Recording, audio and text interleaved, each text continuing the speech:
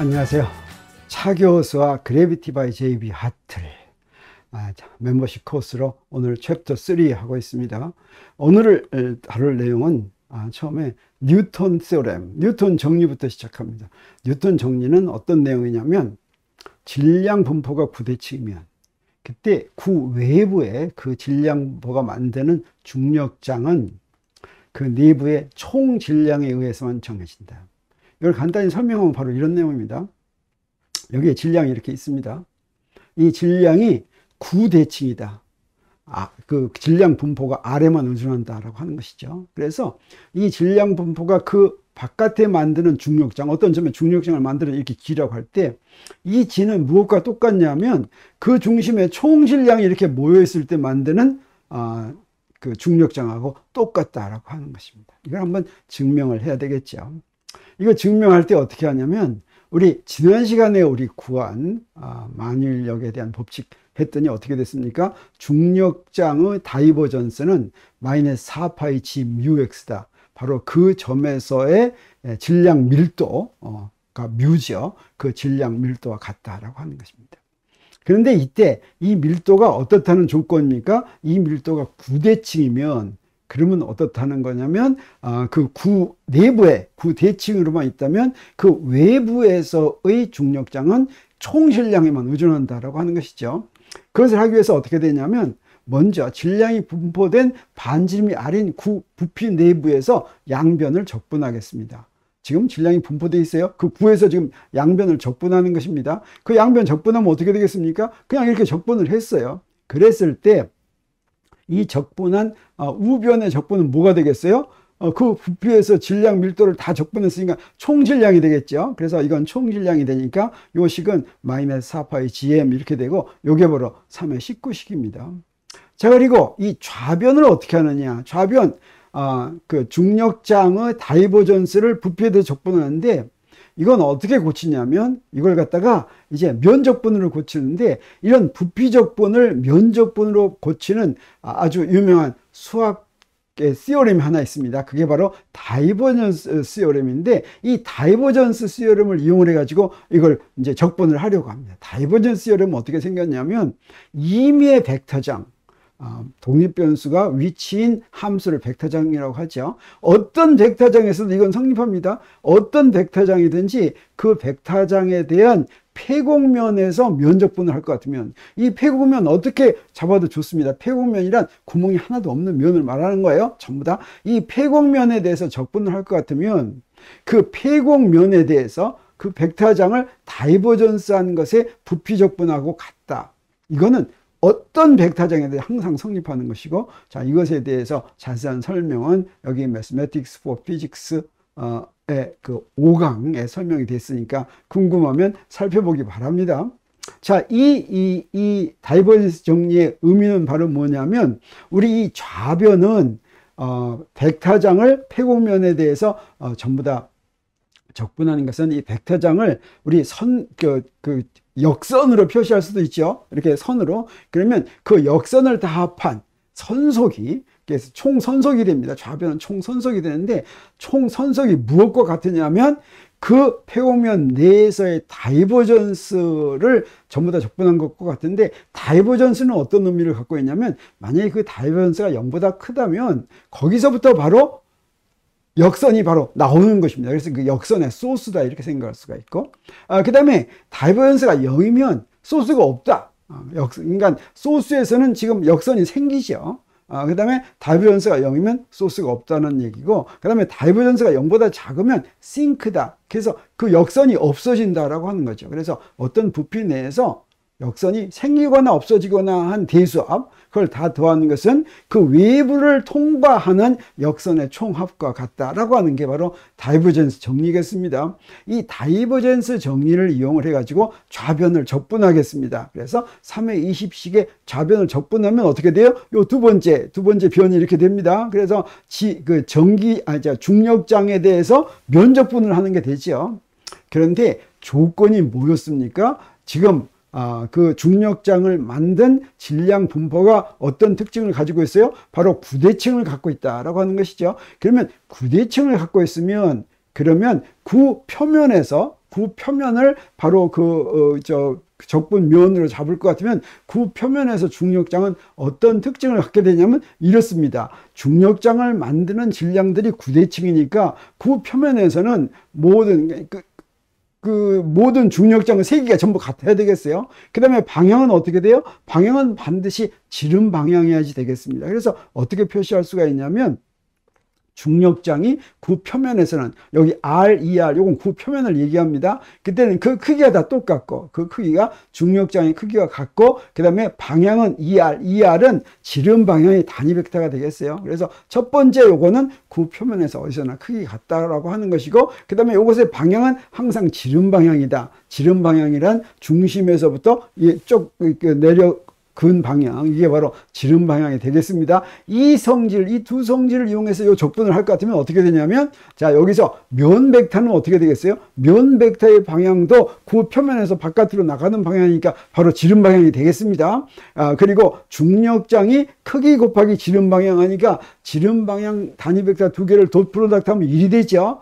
그 다음에 중력장의 크기는 변하지 않으니까 요 앞으로 빠져나오죠. 그럼 무엇만 적분하면 됩니까? 그 표면에 대해서 면적 요소만 적분하면 그게 바로 그 표면의 넓이가 되죠. 그래서 4파이 r 제곱하고 그 다음에 중력장의 크기 이렇게 나왔습니다. 그래서 이게 바로 무엇과 같아요? 4파이 gm과 같다라고 하는 것이니까 이걸 식으로 쓰면 어떻게 됩니까? 바로 G를 구한 것입니다. 4파이가 없어지고 r 제곱분의 gm하고서 2l 방향과 같다. 그래서 우리가 중증을 구했는데 이거 가만 보니까 어때요? 중력장이 무엇에 의해서만 결정이 됐어요? 총 질량 m에 의해서만 결정이 됐죠. 그리고 중심에서부터 거리가 얼마냐에 따라서 이게 바로 결정이 된 것입니다. 그리고 이걸 한번 적분하면 중력 포텐셜을 구할 수도 있겠죠. 중력 포텐셜도 무엇에만 의존합니까? 거리하고 총 질량에만 의존하죠. 다시 말하면 무슨 얘기냐면 어떤 질량이 있을 때 그 질량 내부의 분포가 구대칭이면 세타에 대해서는 변하지 않고 R에 대해서만 변하면 그런 구대칭일 것 같으면 그 바깥에 만드는 중력장과 중력 포텐셜은 무엇에만 의존한다? 그 안에 있는 총질량에만 의존하고 그 다음에 그 거리에만 의존한다라고 하는 것이죠. 그리고 그 총질량은 어떻습니까?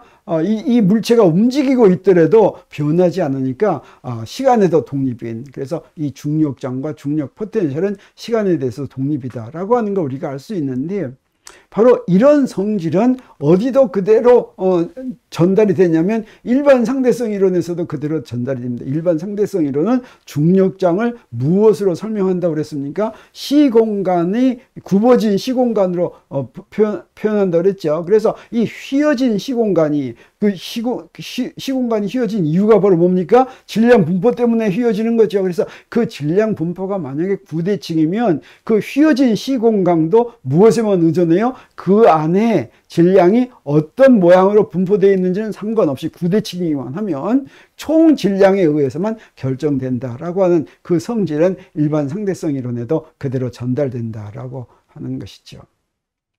그리고 이것이 바로 케플러 법칙에도 그대로 반영이 됩니다. 케플러 법칙이라고 하는 것은 무엇이냐면 사실은 뉴턴의 운동 법칙을 만들게 한 바로 원인이 된 것이죠. 케플러 법칙 앞에는 무엇이 있었냐면 뉴턴의 운동 법칙 나오기 전에 케플러 법칙이 브라해가 행성들에 대한 자료를 모았는데 그 브라해가 모은 자료를 케플러가 분석해 가지고 세 가지 법칙을 알아냈습니다. 하나는 뭐였습니까? 행성들이 태양 주위를 타원 궤도를 돈다. 또 하나는 뭐였습니까? 그때 타원 궤도를 돌 때 태양에서부터 멀리 있으면 천천히 가고 가까이 있으면 빨리 간다. 이게 바로 면적 속도의 법칙이죠. 이것은 행성들 하나하나에 대한 것이라면 세 번째 법칙이 있었습니다. 이걸 조화 법칙이라고도 하고 지금 이 책에서는 이걸 바로 케플러 법칙이라고 했는데, 이것은 행성들 모두에 대해서 행성들마다 이상하게도 그 행성들의 주기에 제곱한 거하고 긴 반지름에 세제곱한 것들의 비가 다 똑같았습니다. 왜 그런지 알 수가 없었던 것이죠. 이것을 바로 무엇에도 적용할 수가 있냐면 우리 주위에 있는 지구 주위에 있는 인공위성에도 적용시킬 수가 있습니다. 인공위성은 지금 무수히 많죠. 달까지 포함해서 달도 지구 주위를 회전하고 있으니까 이때 인공위성들의 주기의 제곱에다가 반지름의 세제곱을 나눌 것 같으면 전부 다 인공위성마다 전부 다 똑같은 값을 갖는다라고 하는 것이죠. 그 값은 달에 적용해도 똑같다고 하는 것입니다. 그거 증명하는 것은 그렇게 어렵지가 않습니다. 지구 질량은 m이라고 하고, 이제 인공위성이 그리는 원의 반지름을 라지 r이라고 하고, 한 번 회전하는 주기를 한 바퀴 도는데 걸리는 시간을 p라고 한다면 우리 무엇을 구할 수가 있습니까? 그 인공위성의 구신가속도를 구할 수가 있습니다. 달의 구신가속도를 구할 수 있는 것도 마찬가지입니다. 그게 바로 무엇입니까? 구신가속도는 r분의 v제곱이죠. 속력이 v라고 한다면, 그러면 이 r분의 v제곱에서 v를 구하려면 어떻게 하면 돼요? 반지름이 r이니까 2πr이 원에 둘레고 그것을 주기로 나누면 이게 바로 속력이 되죠. 그래서 r분의 v제곱은 무엇과 같으냐면 r분의 속력은 뭐예요? p분의 2πr의 제곱, 이렇게 같죠. 이게 구신가속도라고 한다면 이 구신가속도하고 무엇과 같다고 놓을 수가 있냐면 중력가속도. 이건 무슨 얘기입니까? 바로 인공위성이 있는 곳에 지구 때문에 생기는 가속도, 이게 중력가속도죠. 그 중력가속도가 우리 앞에서 구한 것이나 마찬가지입니다. 이 중력가속도가 무엇에 의해서만 결정이 돼요? 지구의 총질량에 의해서만 결정이 되죠. 그리고 지구에서부터 그 인공위성까지의 거리, 그게 r제곱분의 gm이라고 한다면 이 두 개가 같아야 된다는 조건을 이용하면, 그럼 바로 케플러 법칙이 나온다고 하는 것이죠. 한번 정리했더니 어떻게 됩니까? 바로 케플러 법칙이 나왔죠. 근데 이것은 무엇과 같으냐면, 이 인공위성들이 어떻습니까? 질량도 다르고 모양도 다르고 생긴 것도 다르고 막 다 그러더라도 지구에서부터 위치만 같으면 다 똑같은 성질을 가지고 회전을 하고 있죠. 이것과 똑같은 성질, 이게 바로 무엇입니까? 이게 어쩌면 공간의 기하적인 성질이라고 얘기할 수가 있는데, 이것에 대해서 좀 더 구체적인 자세한 내용은 6장에서 다시 또 이제 거론이 될 예정이라고 하는 것입니다. 바로 이 성질, 이게 바로 뭐냐면 Universality of Free Fall Acceleration. Free Fall Acceleration, 이건 바로 자유낙하의 가속도. 이건 바로 뭐였습니까? 중력만 받고 움직일 때의 가속도였죠. 이 중력만 받고 움직일 때의 가속도는 모든 물체에 대해서 다 똑같다라고 하는 게 유니버설리티입니다. 이 유니버설리티는 뭘 얘기하냐면, 어떻게 바로 증명할 수가 있냐면, 여기 뉴턴의 운동법칙 F는 ma가 있으면 여기다가 무엇을 대입하냐면, F에다가 여기에 이제 어떤 질량이 m인 물체가 지금 움직이고 있는데, 무엇 아래서? 중력 아래서 무엇이 만드는 다른 질량 라지 m인 그런 물체가 만드는 중력 포텐셜이 만드는 중력이라고 한다면, 여기 3의 12식에 있는 요거 마이너스 m 될 그레디언트 파이, 요걸 이용할 수가 있겠죠. 그 중력을 여기 저 뉴턴의 운동 법칙에 있는 힘 자리에다 이렇게 집어 넣습니다. 그럼 어떤 식이 나옵니까? ma는 마이너스 m 그레디언트 파이라고 하는 이 식이 나오죠. 이게 바로 뭡니까? 가속도가 바로 무엇으로 결정이 돼요?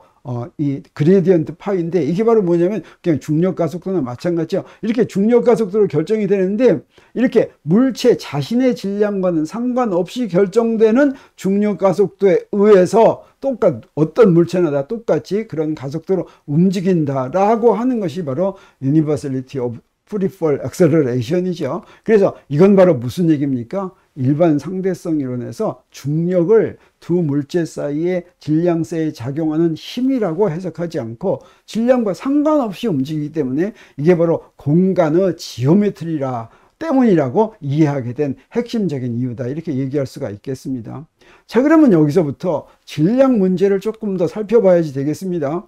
3의 25씩 볼 것 같으면 아까 우리가 구한 거 있죠. ma는 마이너스 m 그레디언트 파이 그랬는데, 요 좌변에 있는 질량과 우변에 있는 질량이 사실은 다른 두 식에서부터 나왔습니다. 좌변에 있는 질량은 뉴턴의 운동법칙에서부터 나왔습니다. 그리고 우변에 있는 질량은 어때요? 만유인력을 결정하는 법칙에서부터 나왔죠. 근데 요 좌변에 있는 건 F는 ma라고 하는 식은 바로 이때의 질량이 하는 역할은 바로 뭐냐면 물체의 관성을 대표합니다. 그래서 질량이 크면 클수록 속도를 변화시키기 위해서는 더 큰 힘이 필요하죠. 그래서 여기서의 질량은 바로 관성을 대표하는 척도다. 질량이 2배면 그러면 이걸 움직이는데 2번 더 어려워진다. 2배가 더 어려워진다. 그래서 물체의 속도를 바꾸기가 얼마나 어려운가 하는 것을 얘기하는 게 이 식에서 말하는 질량입니다. 그래서 이 식에서 말하는 질량은 만유인력하고는 아무 상관이 없죠. 근데 요 식에서는, 두 번째 식에서는 어떠냐? 이거는 만유인력을 결정하는 질량입니다. 이것은 관성하고는 아무 상관이 없습니다. 질량과 질량 사이에 힘 작용하는 것의 그 정도를 얘기하는 것이죠. 그래서 두 질량이 전혀 상관이 없기 때문에 사실은 20세기 초가 되면서 이 질량들의 이름을 다르게 붙여주는 게 오히려 더 옳다. 둘은 아무 상관이 없다. 그래서 좌변에 왼쪽에 있는 것을 뭐라고 이름 붙였냐면 관성을 정하는 척도니까 관성질량이다 이름 붙이고 여기 MI라는 첨자를 붙여서 이렇게 얘기하고 영어로는 이걸 갖다가 inertial mass라고 합니다. 그래서 뉴턴의 운동법칙 F는 MA에는 바로 이 관성질량이 들어가야 되는 것이죠. 그리고 우변에 나오는 질량은 우리가 중력질량, gravitational mass라고 이렇게 얘기하고 G라는 첨자를 붙여줍니다. 그러니까 우리가 잘 아는 만유인력 법칙에는 무엇이 나와야지 돼요? 바로 이 중력질량이 나와야 되는 것이죠. 그래서 중력질량과 관성질량 두 개를 볼 것 같으면 저 관성질량 이용이 되는 식은 어떤 것이 있어요? 뭐 F는 ma, 뉴턴의 운동법칙이 있죠. 그리고 우리 선운동량을 정의하는 식이 있다고 한다면 P는 mv 그랬습니다. 그랬을 때 이 m에도 관성질량을 집어넣어야지 되겠습니다. 그리고 운동에너지 2분의 1 mv 제곱 이렇게 있죠. 여기도 우리 관성질량을 집어넣어야지 되겠습니다. 그런데 우리 중력질량이 이용되는 식은 아까 얘기한 것처럼 어떻습니까? 네, 그 만유인력 을 만들 때 이때는 중력 질량을 집어넣어야 되겠죠. 그 다음에 중력 포텐셜의 원인 될 때 이 밀도도 이거 중력 질량 밀도가 되겠습니다. 그리고 물체의 무게를 계산할 때 mg 이렇게 해서 무게 계산하죠. 이때도 중력 질량 이렇게 집어넣어야지 된다고 하는 것을 우리가 알 수가 있죠. 그리고 이 두 개가 관성 질량과 중력 질량이 뉴턴 역학 아래서는 아무 관계도 없다고 하는 것입니다. 그래서 이걸 뭐라고 표시하냐면 one isolated unexplained experimental fact in Newtonian theory. 뉴턴 이론에서는 하나의 독립된 문제인데 전혀 절대로 해결할 수가 없는 실험적인 사실이다라고 하는 것이죠. 그래서 관성질량 MI는 어떻습니까? 어떤 힘을 받더라도 받는 힘의 종류와는 상관없이 동력각 법칙에는 F는 MA가 동력각 법칙입니다. 이때 F는 MA에서 F자리에 어떤 힘을 대입하더라도 이때 그 물체의 운동을 결정하는 질량, 이게 관성 질량인데 이 관성 질량은 어떤 힘을 받더라도 운동할 때 관성의 척도가 된다고 하는 것이죠. 근데 중력 질량이라고 하는 것은 어디에만 이용이 되냐면 오로지 뉴턴의 만유인력을 정할 때 만유인력을 정하는 그 세기, 그래서 이걸 어떤 인터랙션의 커플링 스트렝스라고 얘기하죠. 그런 그 만유인력을 정하는 세기로 결정되는 게 중력 질량인데 이 둘 사이가 이 둘이 같아야 될 필요가 없는데 어떻습니까? 지금까지 그 뉴턴 역학에서 20세기 초까지 이 관성 질량과 중력 질량이 사실 조금이라도 다르지 않을까 하는 것을 우리가 확인하는 실험을 했다고 했었죠. 우리 이건 2장에서 우리가 공부했었습니다. 근데 굉장히 그 정밀도로 계산을 해도 아주 아무리 정확하게 하더라도 눈곱만큼도 차이가 없었다고 하는 것이죠. 그래서 이것은 뉴턴 역학으로는 도저히 해결할 수 없는 그런 불가사의로 그렇게 남아 있었습니다. 근데 바로 이렇게 도저히 해결할 수 없는 불가사의가 바로 무엇으로 이용이 됐냐면 일반 상대성 이론에서 이게 중력을 상호작용, 힘으로 해석할 일이 아니라 힘으로 이해하는 것이 아니라 공간의 지오메트리로 이해해야 된다고 하는 바로 그 증거가 됐다고 하는 것이죠. 그 증거가 무엇입니까? 우리 어떤 물체에 여기서 이렇게 공을 던지면 농구공을 던지던 우리 탁구공을 던지던 골프공을 던지던 초기 조건만 똑같으면 어떻습니까? 똑같은 경로를 따라간다고 하는 것이죠. 그래서 바로 이 따라가는 경로가 뉴턴의 운동법칙에 의해서 힘을 받아서 그 힘이 이 경로를 결정한다 이렇게 얘기하는 것보다는 여기에 공간에 이 길이 이렇게 나 있다 라고 이해하는 것이 훨씬 좋다고 하는 것이죠. 그래서 이게 바로 일반 상대성 이론에서 중력을 지오메트리로 그렇게 이해하는 바로 그런 이유가 바로 이 사실, 이 experimental fact, 어떤 experimental fact입니까? 관성 질량과 중력 질량이 같다고 하는 실험적 사실이 바로 일반 상대성 이론을 시작하는 바로 그 이유가 됐다고 하는 것입니다. 자, 그래서 오늘 제3장 중력 질량과 관성 질량이 일반 상대성 이론이 나오게 하는데 어떤 역할을 했는지 그게 공간을 지오메트리로 중력을 지오메트리로 이해해야지만 되는데 어떤 역할을 했는지에 대해서 공부했습니다. 우리 여기서 마치고 3장 계속하기로 하겠습니다.